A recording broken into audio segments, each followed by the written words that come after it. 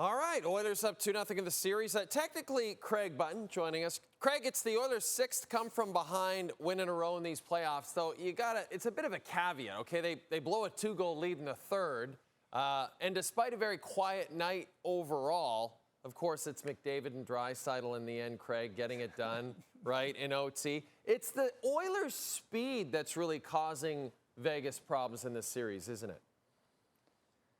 Well, there's some speed causing them problems because they're really disrupting the defense. But on the winning goal, I mean, there is no way that anybody on the planet staring down 97 and 29, skating freely through the neutral zone has a chance. There's simply no chance. What amazed me, Jay, is it got that far for two reasons. One we'll get into. I would have bet a lot that the Oilers would have scored on that 5-minute major penalty, and they didn't. But when you start to see McDavid coming down, it's a great play by Bouchard to start it, and then Perry with a great pass to the streaking Connor McDavid. And there may as well be nobody there, Jay, because when McDavid's skating like this and making those plays a little stutter, and all Leon Draisaitl has to do is just redirect it right into the net. Adin Hill does everything he can, throws his stick, didn't get his blocker over there, but what a fantastic play by McDavid. And you can be quiet, but when the moments arise, you got to be ready to take advantage. Oh, yeah, just like the Four Nations, Jay. And that's what Connor McDavid did to help the Oilers get a 2-0 lead in this series. And you said it, Craig. I think most people thought they'd score in that 5-minute power play. They did not. Las Vegas kills it off. And then the Oilers could have very well have taken a penalty. Victor Arvidsson, obviously Bruce Cassidy thought that was a penalty on Victor Arvidsson. On the Braden McNabb play. How fortunate should the Oilers feel that they didn't have to go on the penalty kill after that 5-minute power play? Well, lucky stars for the Edmonton Oilers. Because before the winning goal, that's the play that Arvidsson made on McNabb. The Vegas Golden Knights should have been on a power play. They shouldn't have been at 5-on-5. And it's a sneaky, dirty play by Victor Arvidsson. Make no mistake about it. Sneaky, dirty. Hand on the back. You got no way to defend yourself. A little bit of push, and he's down. The referees missed it, Jay.